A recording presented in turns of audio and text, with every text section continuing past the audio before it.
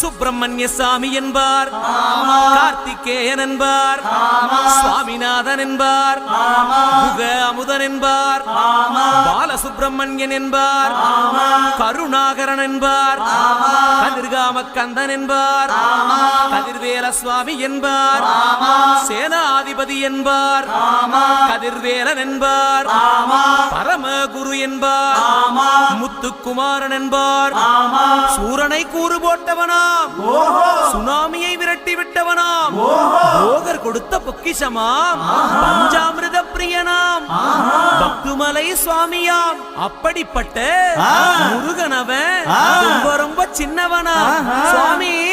சின்ன சின்ன முருகைய சிங்கா